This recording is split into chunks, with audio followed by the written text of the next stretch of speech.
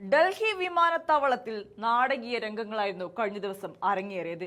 വിമാനം മിസ്സായി പ്രതിപക്ഷ നേതാവ് പിണറായി വിജയൻ എയർപോർട്ടിൽ കുടുങ്ങിയതോടെ അന്വേഷണങ്ങളിലേക്കും സസ്പെൻഷനിലേക്കുമൊക്കെയാണ് കാര്യങ്ങൾ നീങ്ങിയത്.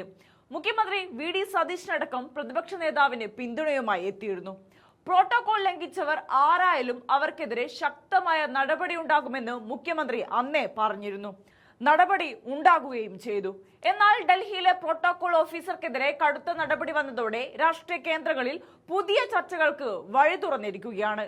ഭരണ നേതൃത്വത്തിന് വലിയ തോതിൽ രാഷ്ട്രീയ നാണക്കേടുണ്ടാക്കിയ ഈ വീഴ്ചയ്ക്ക് പിന്നിൽ പ്രവർത്തിച്ചത് മറ്റാരുമല്ല, സെക്രട്ടേറിയറ്റിലെ ശക്തമായ CPM സർവീസ് സംഘടനയായ കേരള സെക്രട്ടേറിയറ്റ് എംപ്ലോയീസ് അസോസിയേഷന്റെ മുൻനിര നേതാവായ ശ്രീകുമാർ ആണ്. രണ്ടാം പിണറായി സർക്കാരിന്റെ കാലത്താണ് കടുത്ത പാർട്ടി അനുഭാവിയും സംഘടനയിലെ സ്വാധീന ശക്തിയുമായ ഈ ഉദ്യോഗസ്ഥനെ അതീവ പ്രാധാന്യമുള്ള ഡൽഹിയിലെ പ്രോട്ടോകോൾ ഓഫീസർ തസ്തികയിൽ നിയമിക്കുന്നത്.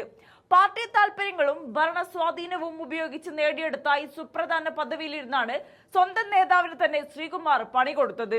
സംഭവത്തിൽ കേരള ഹൌസ് പ്രോട്ടോകോൾ വിഭാഗത്തിന് ഗുരുതരമായ വീഴ്ചയുണ്ടായെന്ന് additional resident commissioner Aswathy Srinivas നടത്തിയ പ്രാഥമിക അന്വേഷണത്തിൽ സ്ഥിരീകരിച്ചിരുന്നു.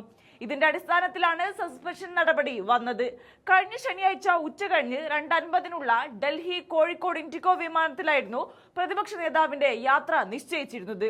കൃത്യസമയത്ത് തന്നെ വിമാനത്താവളത്തിലെ VIP ലോഞ്ചിലെത്തിയെങ്കിലും സമയത്തിന് ബോർഡിംഗ് ഗേറ്റിലെത്താൻ കഴിയാത്തതിനെ തുടർന്നാണ് യാത്ര മുടങ്ങിയത്. ഇൻഡിഗോ കമ്പനി ഉദ്യോഗസ്ഥരുടെ ഭാഗത്തു നിന്നുണ്ടായ കടുത്ത വീഴ്ചയാണ് യാത്രാ തടസ്സത്തിന് കാരണമെന്നായിരുന്നു ആദ്യം കേരള ഹൌസ് അധികൃതർ ഔദ്യോഗികമായി വാദിച്ചിരുന്നത്. എന്നാൽ വിശദമായ പരിശോധനയിൽ പ്രോട്ടോകോൾ വിഭാഗത്തിന്റെ ഗുരുതരമായ ഏകോപനമില്ലായ്മയാണ് യഥാർത്ഥ കാരണമെന്ന് വ്യക്തമായി. യാത്രാ വിവരങ്ങൾ ഇൻഡിഗോ വിമാന കമ്പനിക്ക് ഇമെയിൽ വഴി അയച്ചിരുന്നുവെന്നത് മാത്രമാണ് പ്രോട്ടോകോൾ വിഭാഗം ചെയ്ത ഒരേയൊരു കാര്യം.